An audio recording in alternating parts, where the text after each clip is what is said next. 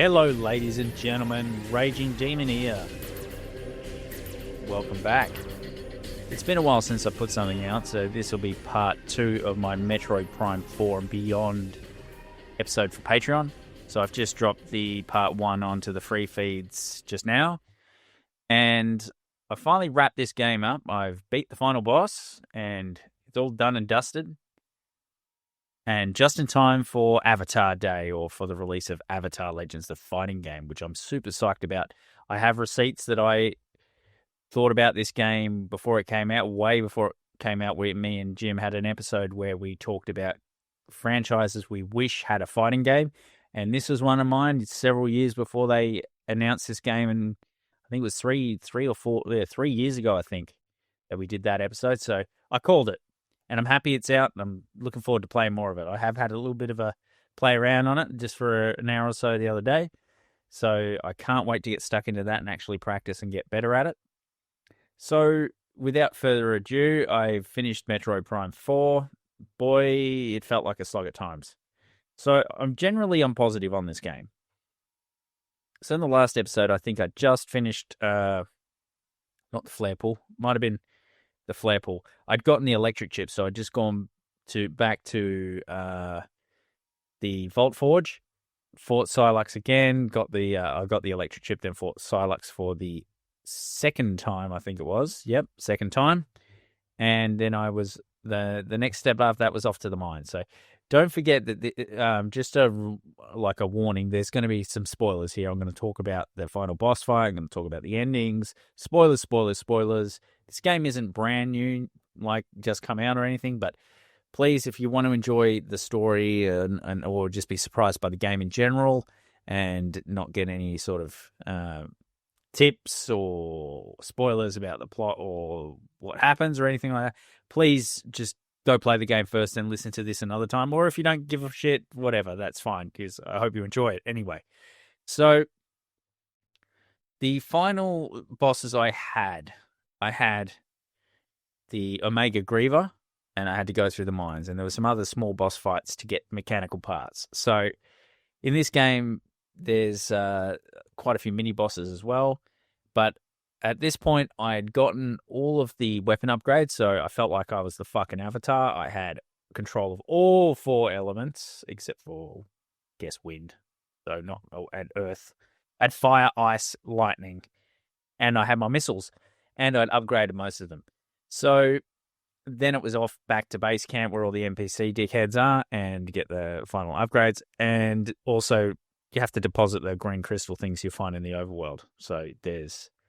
yeah, but the green crystal thing is really fucking annoying because you have to collect them to actually proceed to the boss fight. It's part of not just rounding up all these stupid mech part things that are scattered all over the map and that sort of thing. That I felt that was just padding and unnecessary. I felt like you should just be able to go straight to the boss fight.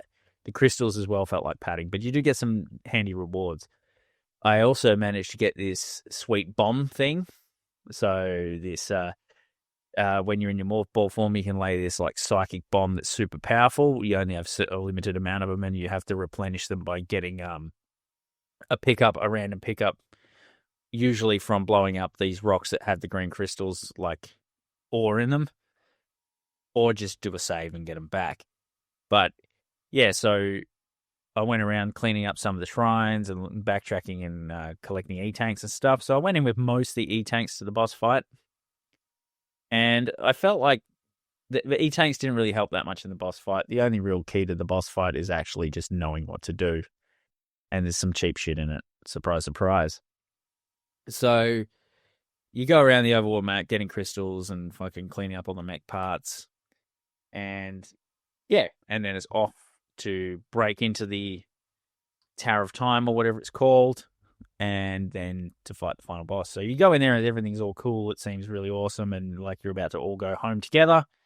And then obviously Sylux reappears and fights you. So in the initial stage of this, so you get up to the top of the tower, you're in this sort of like boss fight area, arena, and you have all your NPCs with you. And Sylux comes out and he surprises he's in some sort of chamber thing that he bursts out of, super powerful, like with a green glowing aura and all that shit. This fight is similar to others where the boss has tentacles. You have to destroy the tentacles with your free aim and then deal damage on him when he's exposed, right? So the boss fight itself, pretty tricky, and it's in 3 phases. So the first phase is fight with all your friends, and if they go down, you have to revive them. If you don't and they die, you fucking die, right? So that did happen to me once. So make sure you don't forget to revive them, and even at the cost of your own health, you have to, right? So he'll charge at you, he'll shoot fucking fire and ice and things at you, and there's electricity where you can see on the ground where it's about to appear. Too bad your NPCs don't fucking have their wits about them to get out of the way, so that's often how some of them get taken down. You have to go revive them. The tentacles you have to shoot with your free aim, but what I've found a nice trick, if you got the ammo to spare, it's worth getting enough ammo upgrades for the weapons, because you have missiles and you have ammo separate, but it's basically your secondary weapon, is if you've got the upgraded lightning that you get from one of the shrine puzzles. So, oh, and by the way, before I go any further, back in the Fury Green, there's this scene where there's this couple of rooms where you have to use all the different elements, and that's where I was fucking tie this into the Avatar game that I'm about to play. You felt like the fucking Avatar because you had to, only the person who could use all 4 elements could fucking master that. But anyway, so back to this boss fight. Shoot all the tentacles off, deal some damage. He, goes ape shit and then gets his tentacles back, and they're like dragons and they shoot fire, and then you do it again. When he's got the green glowing aura around him, you can't deal damage to him directly, but you can deal damage to the things that have, like the heads of the Hydra, as you will, or if you will, like or the tentacles.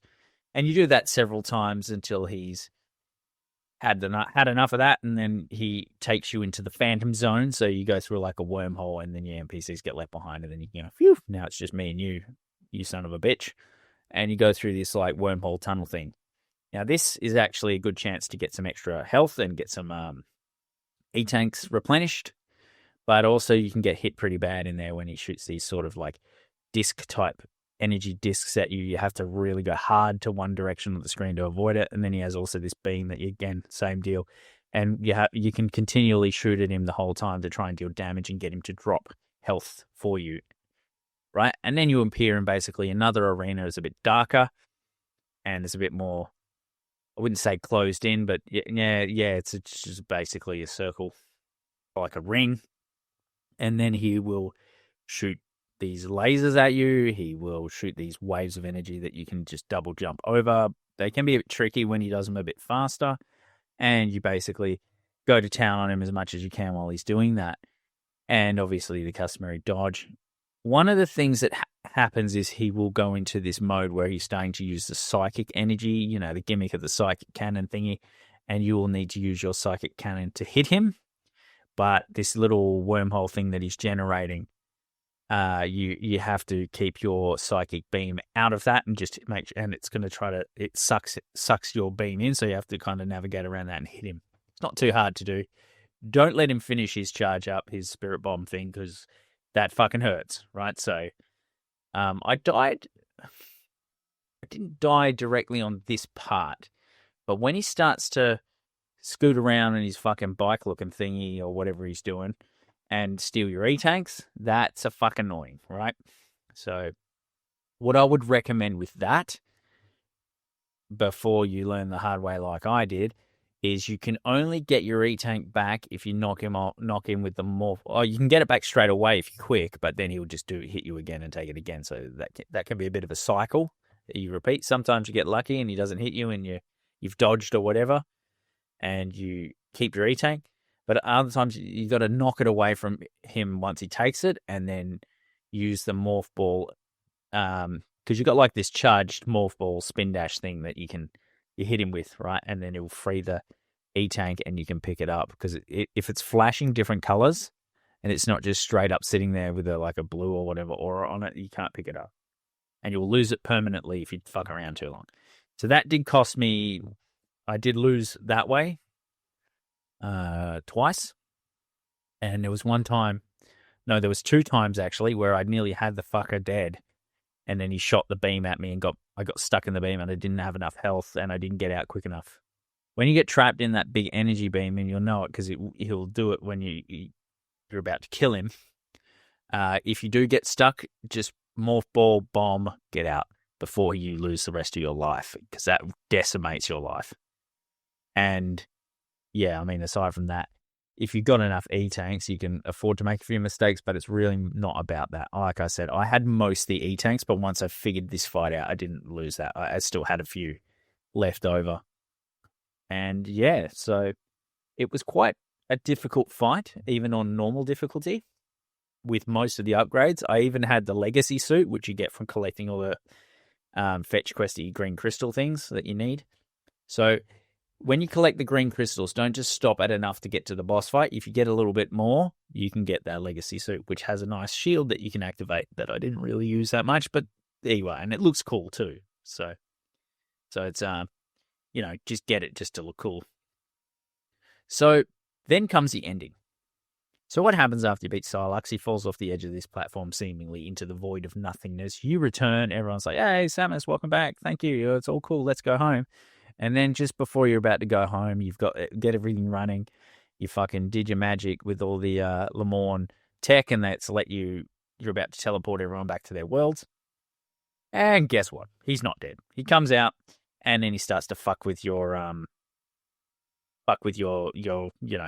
ride home. So this is a big spoiler. Your NPCs will rush out to stop him and go, Samus, get out of here. And, you feel like a bit of a coward cutting and running like that. But the game makes you do it. And then you're in the machine and you've got the choice of going or not. Now, I know what you're saying, what you're thinking. And I was thinking it too. It's like, I can't just leave everyone behind. In the end, I did activate the thingy with the control panel, and I left. But I did look up what happens if you don't, and you die. So that's the bad ending. The bad ending is you die. Now, there are multiple endings for this game. I got the better ending, not the best ending, right? So I got the ending where I forgot the guy's name. He throws this this sort of necklace thing he has that brings him good luck. And you've also got a seed from a fruit from the tree of memory or whatever from the world in the Fury Green, and you end up on this planet. So Samus, to carry on the legacy of this lost people, and not to repeat what happened with the Chozo, she plants it and she finds a nice patch of dirt where there's some grass growing back, and then she plants it and the tree grows, and then she hangs this necklace on it. It's quite a touching scene where she's honoring the people that sacrificed so she could preserve the legacy of these advanced race that had gone extinct, seemingly by fucking up with a little bit of genetic engineering going wrong, right? So, and then Samus does that, and then she just walks off, and it's a nice ending. There's also a bit of a bonus post-credits thing as well. But if you get 100%, you have 100% scans, and you have all the stuff, all the pickups, all the upgrades.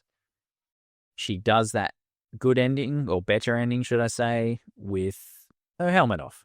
You can see Samus's nice, pretty face as she wraps up the game there. After the credits, though, there's a scene, and you get this flashback just before the final battle, showing Samus trying to help someone in a battle, and they swat her hand away. Now, this is a really cool thing, and Nintendo don't really lean too hard on story with these games, but that turns out to be Sylux. And this is actually a memory of what happened and how Sylux, a bit of his origin story, right? So Sylux, you get the extended version in the post-credits.